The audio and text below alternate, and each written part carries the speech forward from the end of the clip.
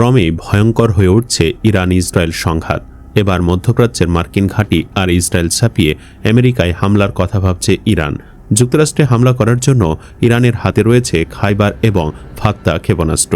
ইরানের এই দুই ক্ষেপণাস্ত্র ঠেকানোর প্রযুক্তি এখনও ইসরায়েল, আমেরিকা তথা বিশ্বের কোনো দেশেরই নেই। বিশেষ করে খাইবার মিসাইলের গতি ম্যাক 16 এর সমান, যা শব্দের 16 গুণ বেশি গতিতে ছুটে। আঘাত করার আগ মুহূর্তে এর গতি থাকে শব্দের চেয়ে 8 গুণ বেশি। এই মিসাইল ঠেকানো প্রায় অসম্ভব ইসরায়েল আমেরিকার। অর্থাৎ সেকেন্ডে খাইবার ক্ষেপণাস্ত্র 6 কিলোমিটার পাড়ি দিতে পারে। ইরান থেকে খাইবার মিসাইল আমেরিকায় পৌঁছাতে লাগবে মাত্র 30 মিনিট। আমেরিকার সবচেয়ে ভয়ের কারণ হচ্ছে এই মিসাইল এখনও মাত্র সামান্যই ব্যবহার করেছে ইরান। বহু সংখ্যক মিসাইল তারা ব্যবহারই করেনি। তারা এখনও সাধারণ মিসাইল, মেয়াদ উত্তীর্ণ এবং কিছু ক্ষেত্রে ফটকা মিসাইল ছুড়ে বিভ্রান্ত করছে আমেরিকা ইসরায়েলকে। এদিকে জানা যাচ্ছে খামেনির মৃত্যুর পর Iran mosaic defence system active করেছে।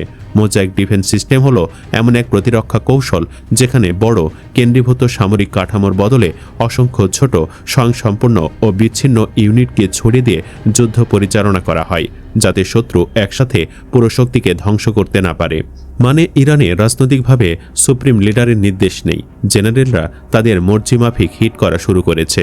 এটা ইসরায়েল আর তাদের মিত্রদের জন্য খুবই বিপজ্জনক ব্যাপার, কারণ জেনারেলরা যেহেতু নিজেদের মর্জিমাফিক যুদ্ধ করছে, তাই সম্ভাবনা আছে পুরো গালফ অঞ্চল অর্থাৎ কাতার, বাহরাইন, ওমান, দুবাই, সৌদিকে জ্বালিয়ে দেওয়ার। প্রয়োজনে ইরান নিজে ডুববে, তবে সবাইকে ডুবিয়ে তবেই ডুববে।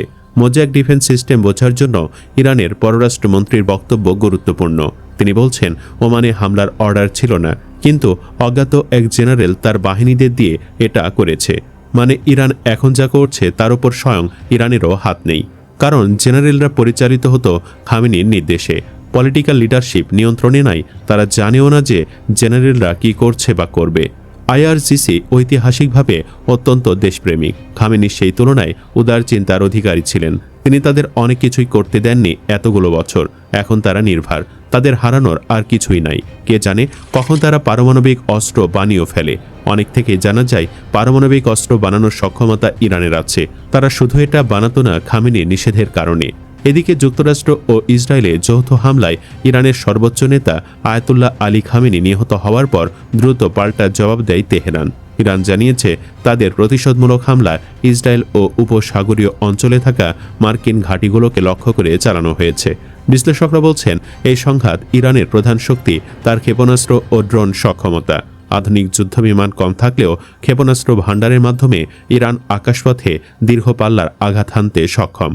ইরানের হাতে স্বল্প, মধ্য ও দীর্ঘ পাল্লার ব্যালিস্টিক ক্ষেপণাস্ত্র রয়েছে। দীর্ঘ পাল্লার কিছু ক্ষেপণাস্ত্র 3000 থেকে 4000 কিলোমিটার পর্যন্ত যেতে পারে। এতে ইসরায়েল এবং কাতার, বাহরাইন, কুয়েত, সৌদি আরব ও সংযুক্ত আরব আমিরাতে থাকা মার্কিন ঘাঁটিগুলো তাদের নখদর্পণে। স্বল্প পাল্লার ক্ষেপণাস্ত্র প্রায় 150 থেকে 800 কিলোমিটার দ্রুত ও কাছাকাছি লক্ষ্যবস্তুতে হামলার জন্য ব্যবহৃত হয়। মধ্যপাল্লার ক্ষেপণাস্ত্র আঞ্চলিক শক্তির ভারসাম্য বদলে দিতে পারে বলে ধারণা করা হয়। ইরানের আরেক বড় শক্তি হল ক্রুজ ক্ষেপণাস্ত্র ও ড্রোন। ক্রুজ ক্ষেপণাস্ত্র নিচু দিয়ে উড়ে এবং সহজে শনাক্ত করা কঠিন। ড্রোন তুলনামূলক ধীরগতির হলেও কম খরচে বড় সংখ্যায় ব্যবহার করা যায়। বিশেষজ্ঞদের মতে একসঙ্গে বহু ড্রোন ও ক্ষেপণাস্ত্র ছুড়ে প্রতিপক্ষের আকাশ প্রতিরক্ষা ব্যবস্থা দুর্বল করে দেওয়ার কৌশল ইরান ব্যবহার করতে পারে। ইরান বছরের পর বছর ধরে ভূগর্ভস্থ টানেল ও গোপন ঘাঁটি তৈরি করেছে, যেখানে ক্ষেপণাস্ত্র মজুদ ও উৎক্ষেপণ ব্যবস্থা রাখা হয়। এতে প্রথম দফার হামলার পরও তাদের আঘাত হানার সক্ষমতা টিকে থাকতে পারে। ইরান শুধু স্থল লক্ষ্যে সীমাবদ্ধ নয়, পারস্য উপসাগর ও হরমুজ প্রণালী বিশ্বের জ্বালানি পরিবহনের গুরুত্বপূর্ণ পথ। এখানে অ্যান্টিশিপ ক্ষেপণাস্ত্র, নৌমাইন ও দ্রুতগতি নৌযান ব্যবহার করে ইরান বাণিজ্যিক জাহাজ চলাচলে বিঘ্ন ঘটাতে পারে। ইতোমধ্যে ডেনমার্ক ভিত্তিক শিপিং কোম্পানি মায়ার্স হরমুজ প্রণালী দিয়ে জাহাজ চলাচল সাময়িকভাবে স্থগিতের ঘোষণা দিয়েছে। সুপ্রিয় দর্শক, আপনি কি চান ইরান যেন পারমাণবিক অস্ত্র তৈরি করে? কমেন্ট বক্সে জানিয়ে দিন আপনার মতামত। ভিডিও ভালো লাগলে লাইক দিন এবং চ্যানেলটি সাবস্ক্রাইব করুন। ধন্যবাদ।